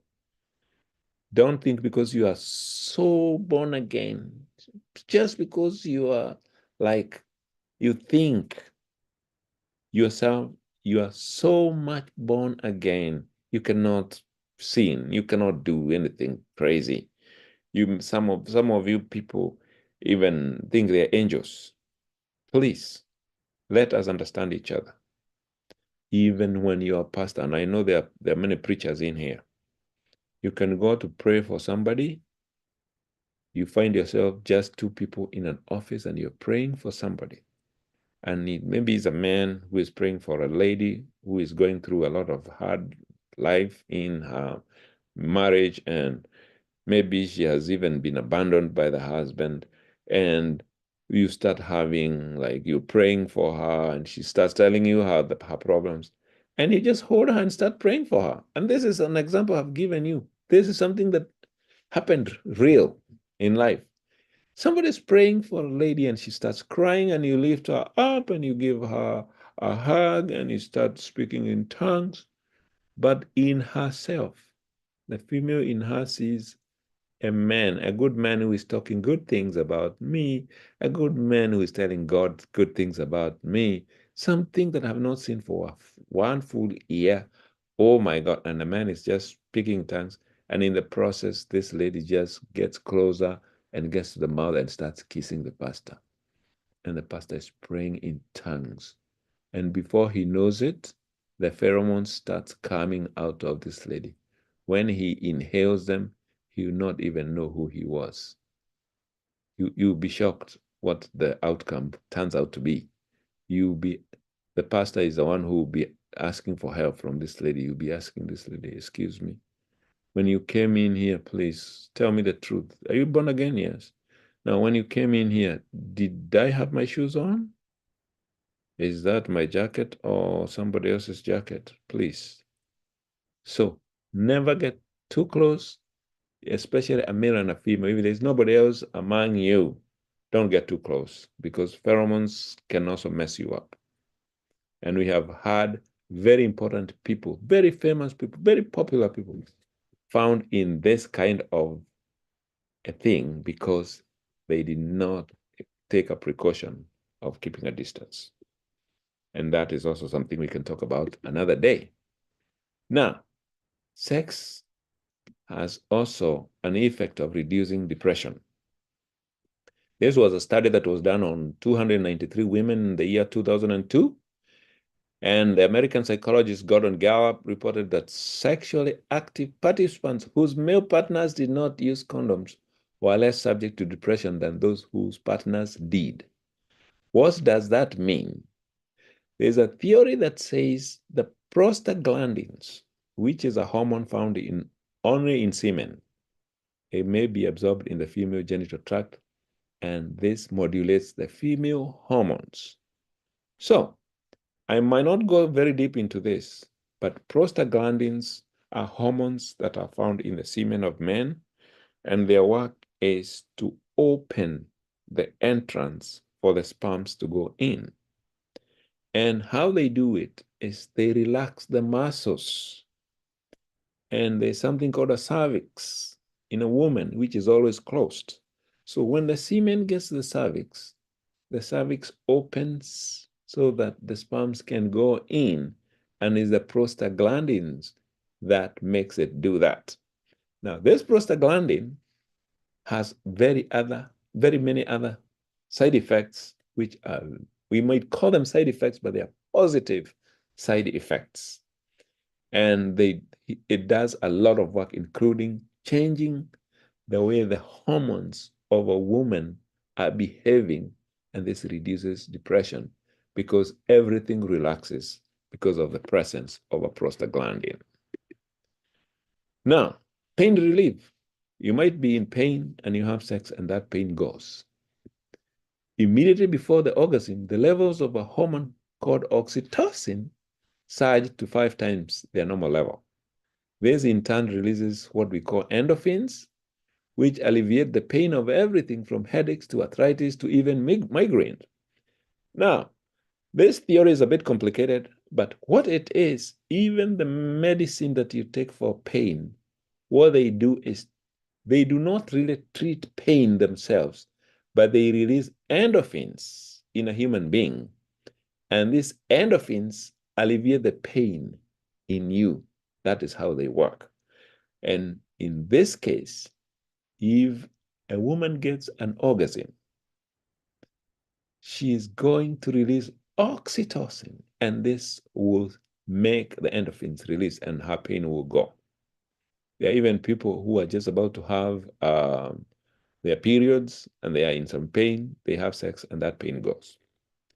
So in women, sex also prompts production of estrogen, which can reduce the pain of premenstrual syndrome. You know, the premenstrual is the one that pain that you experience just before you get your periods. Now, sex also encourages hygiene. You don't tell me that you're going to kiss me without brushing your teeth. So, before we have sex, you're going to brush your teeth. That is encouraging hygiene. You're also not going to touch me before you wash your hands. Remember the last topic we talked about people washing their hands before using the restroom. Now, before touching anybody, you need to wash your hands. You have to brush your teeth. And you also generally have to take a shower. How do I get hold of you and your armpits are stinking? You have to clean yourself up. And this encourages a lot of hygiene. Now, the other part is you get a healthy and happy prostate because of having sex. Urologists believe they see a relationship between infrequency of ejaculation and cancer of the prostate. So, what is this that they are talking about? To produce seminal fluid, the prostate and the seminal vesicles take such substance from the blood as zinc, citric acid, and potassium, and then concentrate them up to like 600 times. So, any carcinogens present in the blood likewise would be concentrated. Rather than have concentrated carcinogens hanging around causing trouble. Now, carcinogens, we are talking about the cancer cells. It's better to evict them. How do you evict them? If you ejaculate as a man, everything leaves the prostate. And if there were cancer cells that were trying to build up, they'll be thrown out. So that reduces the prostate cancer. Now, there was a study that was established by the British Journal of Urology International that men in their 20s can reduce by a third their chance of getting prostate cancer just by ejaculating more than 5 times in 1 week. Now, unmarried or married late or not sexually active people are more prone to testicular cancer, just like a woman who does not suckle their babies. They're single, they don't have children, their breasts can build cancer cells. But if the child is sucking your breast, the cancer cells will not have a chance to build up. Now, while possession of a robust appetite for sex and the physical ability to gratify it may not always be the sign of perfect health, a reluctance to engage can be a sign that something is seriously on the freeze, especially where the culprit is an infirm erection. So somebody today talked about erection dysfunction. And in one of the things that we have realized happens is that if somebody is not having sex frequently and they're not in a position to have sex many times, there might be a problem. So they need to see a doctor if you're not having sex. And finally, sex and intimacy can boost your self-esteem and happiness too. It's not only a prescription for a healthy life, but a happy one. Thank you so much for listening to me, and God bless you. Wow, that's perfect. Thank you so much, Doctor, Professor. Great information, great knowledge. I don't have no more to add. We have so many questions. I'm going to allow 3 questions, and then I'm going to be off YouTube to allow anybody to ask anything. I saw a question by our community organizer, our leader, Moshene. Do you want to ask it, or you want me to ask before on your behalf? So I think this was for Judy, right? For you, she was asking if somebody has lost a husband or a wife, can they jump to a relationship, and would that help with reducing stress? And then I'll ask one more question for Dr. Hema. Go ahead. So you can hear me, right? Yes. All right. So about remarrying, I think it depends on so many things. One, there's nothing wrong with remarrying because you're free. There's no guilt. But especially if it's a widow. I'm not going to answer just based on Mrs. Moshene, but for widows, till death do us part.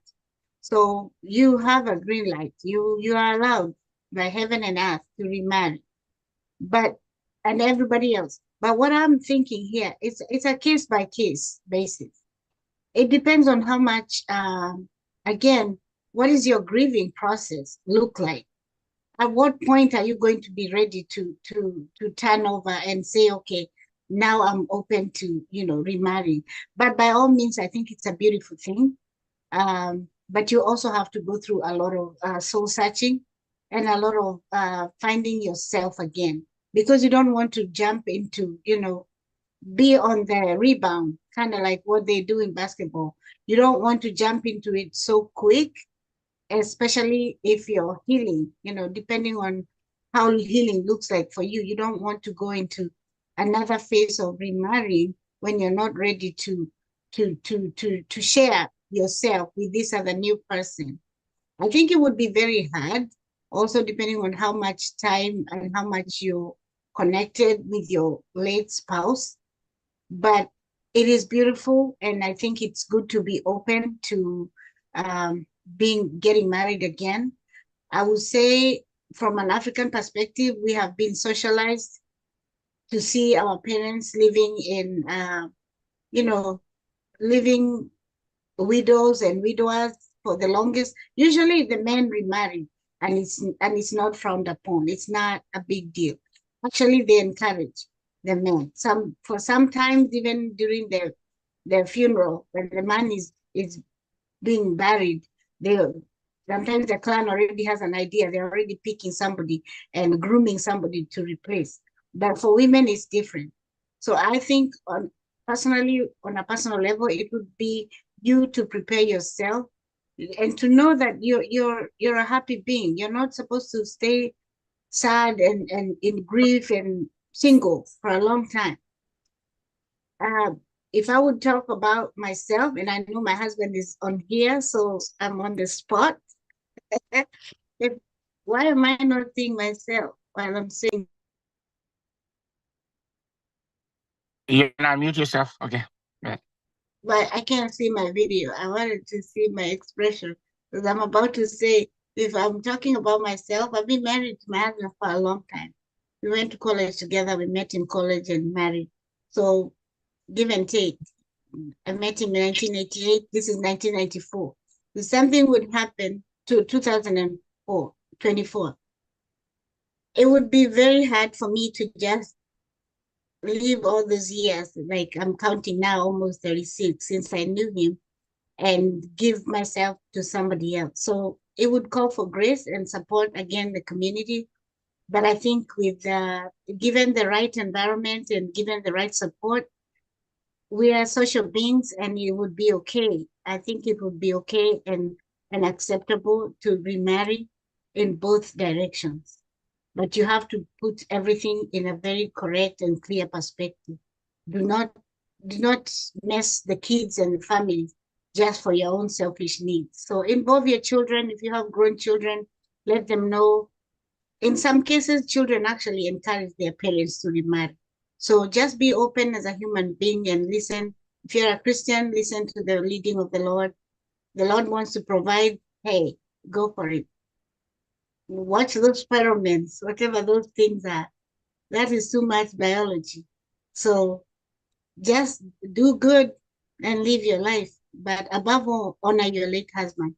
Don't do something that, even though he's gone, he leaves a legacy. Don't ruin it for your own pleasure, whatever that looks like.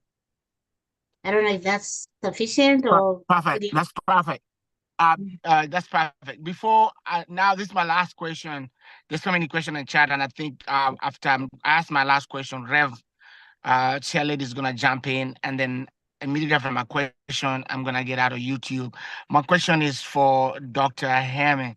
My question is: you said about the younger you have sex, the better you you avoid cancers. Can you elaborate on that? Uh, they said, I don't know do you have to have a partner, or do you have to, I don't know, explain. And then after that, I'm coming out of YouTube in a moment after you answer that. Thank you. Yeah, I was talking about as early as 20-something years. So the earlier they start having sex, the more they get protected against having the prostate cancer.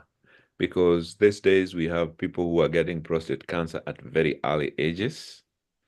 So what it meant is that as early as 20-something years old, the more frequently you be having sex, the more you start protecting yourself against the prostate cancer. Thank you. Yes.